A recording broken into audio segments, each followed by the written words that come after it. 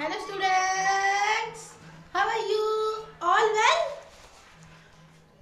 तो students welcome back to our channel Seekho physics. तो आज है हमारा लेक्चर नंबर 27। हम कर रहे थे यूनिट 1 इलेक्ट्रोस्टैटिक्स क्लास 12 फिजिक्स का टॉपिक। तो बच्चों हम करने वाले हैं, इससे पहले हम गॉसेस लॉ पढ़ चुके हैं। आज हम करने वाले हैं proof of Gauss's theorem from Coulomb's law. हम कूलम्स लॉ लिखेंगे, उससे हम क्या करेंगे, गॉसेस थ्योरम का प्रूफ करेंगे। ठीक है, तो बच्चों करते हैं शुरू। हम इसके लिए पता क्या करते हैं, अब देखो गॉस थ्योरम के लिए आपको पता होगा, एक चार्ज लेते हैं और एक सरफेस लेते हैं। एक सरफेस लेते हैं, उसमें कुछ चार्ज होता है। जिसने कल की वीडियो नहीं देखी पहले तो वो जाके देख के आओ, नहीं तो ठीक है टाइप कीजिए सीखो फिजिक्स इलेक्ट्रोस्टैटिक्स लेक्चर नंबर 26। तो फिर वो वीडियो देखने के बाद छोटी सी वीडियो है उसको देख के आइए ताकि आपको इसकी समझ आए। तो बच्चों क्या पढ़ा था हमने गॉसेस लॉ में, हमने पढ़ा था कि एक अगर सरफेस कुछ सरफेस एरिया है, कोई जगह है, कोई छोटी सी मान लो ये डस्टर ही है, कोई एक मटेरियल है, कुछ है, सॉलिड सफियर है, होलो सफियर है, सिलेंडर है, कुछ एरियल पार्ट है ना, कुछ एरिया है किसी का, है ना। अगर उस पे कुछ चार्ज इनक्लोज्ड है, अगर उस पे कोई चार्ज इनक्लोज्ड है तो वो किसके बराबर होगा, उससे जो वो किसके बराबर होगा, उसके जो चार्ज से जो इलेक्ट्रिक फील्ड निकल रही है या इलेक्ट्रिक फील्ड लगाने पर जो चार्ज आ रहा है, उसकी जो इलेक्ट्रिक फील्ड का सरफेस इंटीग्रल सरफेस के कारण वो कितना था, क्यू बाय एप्सिलॉन नॉट। अब बच्चों को ये बात मेरी अभी समझ नहीं आई होगी, है ना। तो बच्चों जाके पिछली वीडियो देख के आओ ना, फिर ही समझ आएगा। इसीलिए तो मैंने उसको अलग बनाया था, नहीं तो प्रूफ तो हम साथ में कराते हैं ना बाकी सबका। लेकिन इसका प्रूफ क्यों अलग कर रहा है, क्योंकि उसमें कंसेप्ट था। उस कंसेप्ट को जाके समझ के आइए ताकि आपको समझ आए। अब देखो बच्चों हम क्या कर रहे हैं, वहाँ पे सरफेस एरिया होता था इसलिए हम कोई सफियर ले रहे हैं।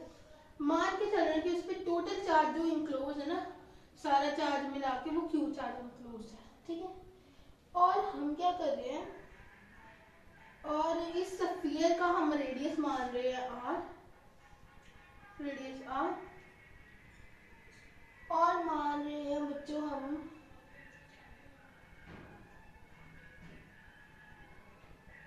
ठीक है चार्ज इंक्लोज क्यू मान लिया। अब देखो अब हम क्या मान रहे हैं कि इलेक्ट्रिक फील्ड हमें कहाँ पे निकालनी है, इलेक्ट्रिक फील्ड इससे जो हमने है ना वो निकालेंगे। ठीक है, अब देखो क्या करने वाले हैं, सीधी बात है, हम ना इलेक्ट्रिक फील्ड निकालेंगे क्योंकि हमने कल पढ़ा था गॉस लॉ होता क्या है। पहले अगर हमें पता हो ना हमने प्रूव क्या करना है तो आराम से प्रूव हो जाएगा। हमें पता होना चाहिए हमें प्रूव क्या करना है, प्रूव हमें करना है E dot D S equals to Q by epsilon, Q enclose by epsilon, ये प्रूव करना है। तो इसमें इलेक्ट्रिक फील्ड चाहिए। अगर इस एक्सप्रेशन में हम इलेक्ट्रिक फील्ड लगा के और इसके बराबर प्रूव कर दे तो दैट्स इट, हमारा तो क्वेश्चन हो गया। और इलेक्ट्रिक फील्ड हम किससे बता सकते हैं, कूलम्ब लॉ से। बस इतना ही काम करना, हम पहले जो कंसीडर करना है वो कर लो, कुछ नहीं है। Consider a sphere of radius r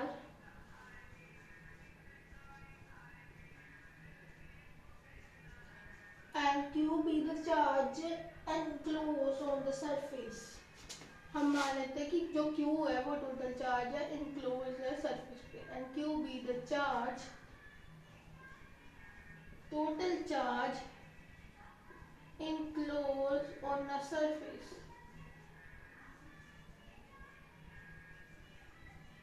on a surface, on a surface, and E be the electric field produced by the charge, and E be the field। हम मान रहे हैं कि इससे जो फील्ड प्रोड्यूस होगी ना वो E होगी। ठीक है, E be the electric field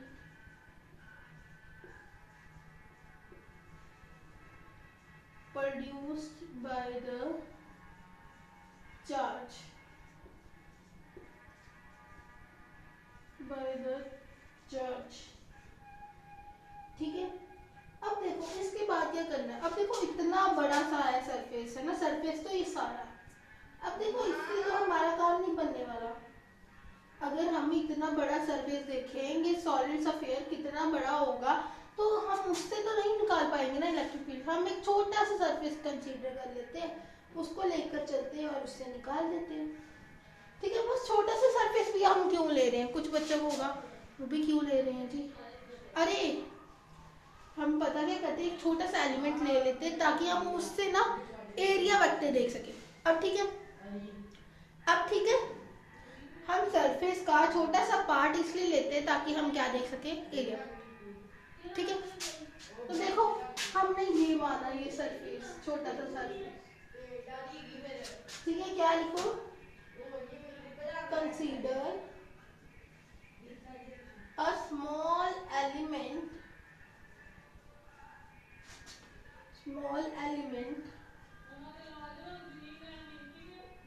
of the sphere. ठीक है,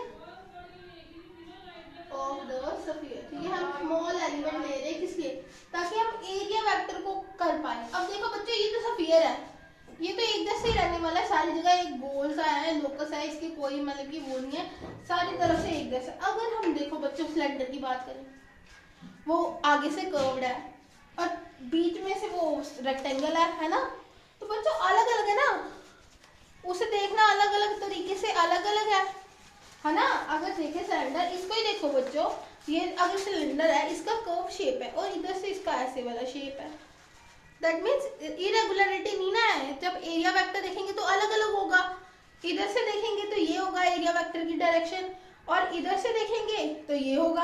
अगर यहाँ से देखें तो ये होगा एरिया वेक्टर की डायरेक्शन, बदल समझे, यहाँ से सीधा होगा, यहाँ से भी सीधा होगा, है ना, इधर को इधर से सीधा, है ना। जब यहाँ पे देखें तो यहाँ पे आएगा एरिया वेक्टर का डायरेक्शन।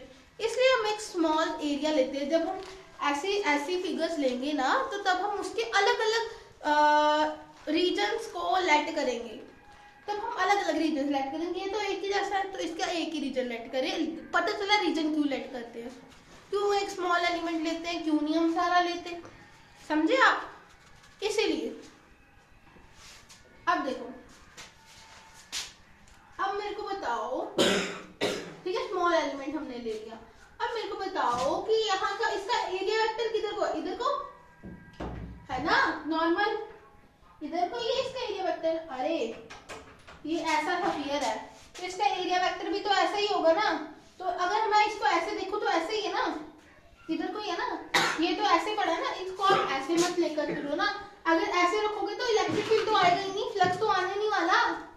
अरे जो वीडियो नहीं देख क्या देख के आओ, अगर आप ऐसे रखोगे तो फ्लक्स आने नहीं वाला, तो हम क्या निकाल रहे हैं, सिर्फ कुछ नहीं निकाल रहे अगर ऐसे रखेंगे। तो अगर हम ऐसे रख रहे हैं तो देखो इसका एरिया वेक्टर इधर को आ रहा है, ये देखो इधर को, तो वही है इसका एरिया वेक्टर। अब electric field charge, positive charge है, अब पॉजिटिव चार्ज से इलेक्ट्रिक फील्ड किधर को जाती है, इधर को उसकी तरफ आती है कि उधर जाती है। अरे इलेक्ट्रिक फील्ड का कंसेप्ट है। अब देखो अगर हम यहाँ पे क्यू नॉट चार्ज रखें तो ये किधर को जाएगा, रिपल्शन होगी तो इधर को जाएगा। तो ये हो गई इलेक्ट्रिक फील्ड की डायरेक्शन। इलेक्ट्रिक फील्ड की डायरेक्शन कैसे देखते हैं, क्यू नॉट चार्ज रखकर, तो वही देखा हमने। ठीक है, कुछ भी नहीं है, ये हो गई एन कैप की डायरेक्शन, या आप बोल सकते हो एरिया वेक्टर। ठीक है, ये भी लेट कर लो, n cap be the direction of area vector, be the direction of area vector. अरे आप समझे क्या बात क्या हो रही है, क्या करवा रही हूँ, क्या समझ आ रहा है आपको। अरे देखो क्या बात है, जब हम ले रहे थे ना सिंगल चार्ज, तब हमें कुछ भी ऐसा करने की जरूरत नहीं थी। अब हम सिंगल चार्ज क्यों नहीं ले रहे, कूलम्ब्स लॉ तो हम सिंगल चार्ज पे लगा देते हैं। लेकिन आप ये पूरा स्फीयर क्यों ले जा रही हो, है ना, ये इसलिए ले रहे हैं क्योंकि हमें गॉसेस लॉ प्रूव करना है, गॉसेस थ्योरम प्रूव करना है। और गॉसेस थ्योरम एक सरफेस एरिया के लिए होता है, तो इसीलिए हमने एक स्फीयर कंसीडर करा। स्टार्टिंग में हम प्रूफ के लिए सबसे सिंपल वाली फिगर लेते हैं, वो है स्फीयर। क्योंकि अगर सिलेंडर, जैसे मैंने बताया, जो सिलेंडर है वो तो उसका अलग अलग एरिया वेक्टर आएगा, अलग अलग हिस्सों में, उसके अलग अलग रीजन्स में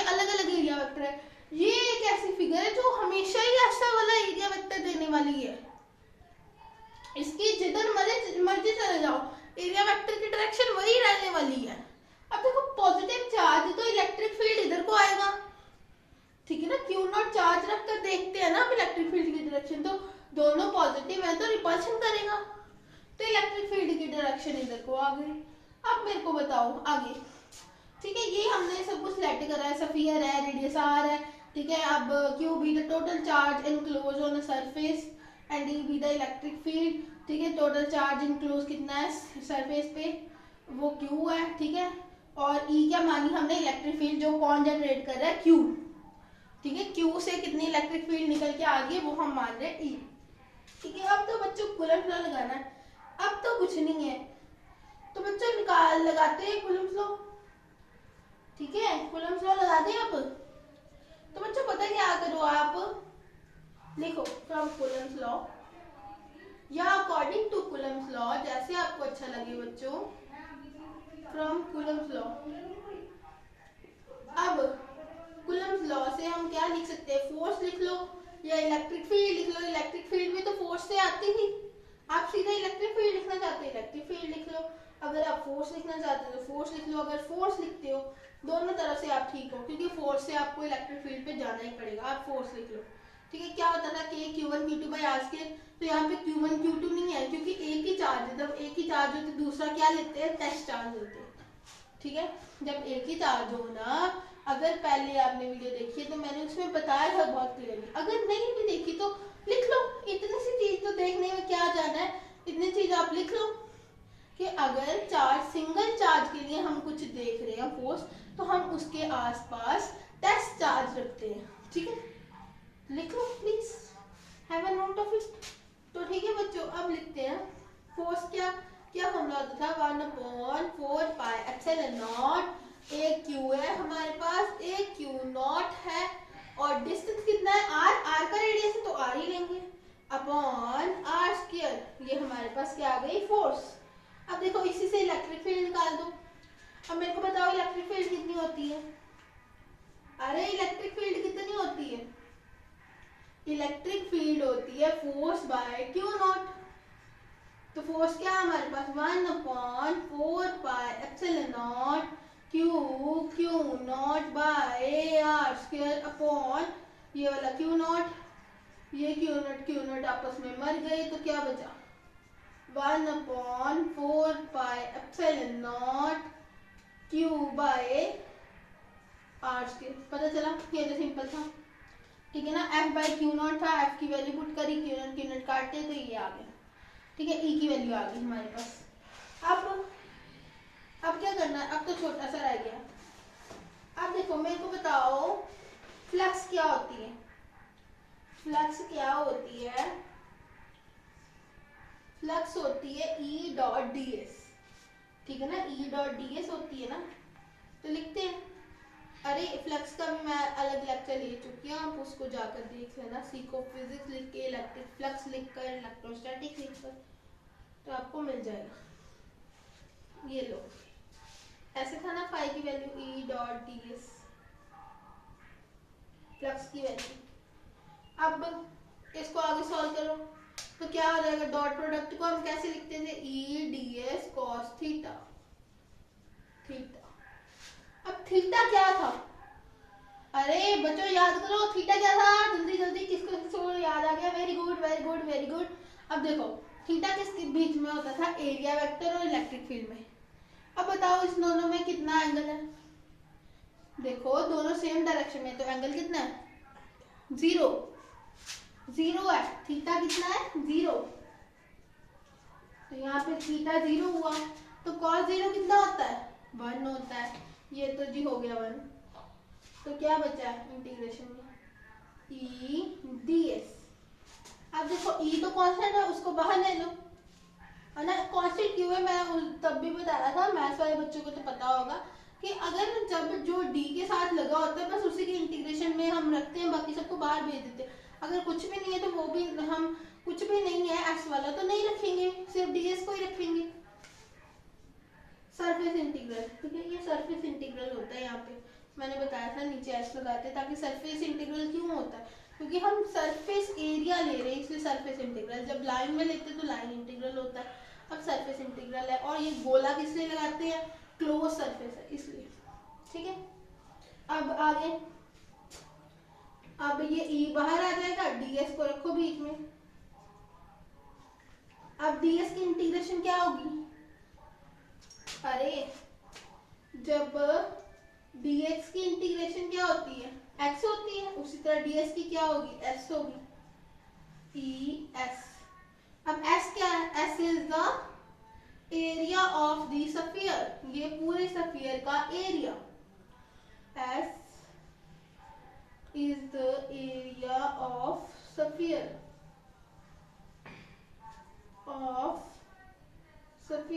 तो बच्चों ये तो आप खुद भी लिख सकते हो, मैंने इतना अच्छा से नहीं लिखा, आप खुद लिख लेना, S is the area of the sphere. अब मेरे को बताओ स्फीयर की क्या एरिया कितना होता है, बताओ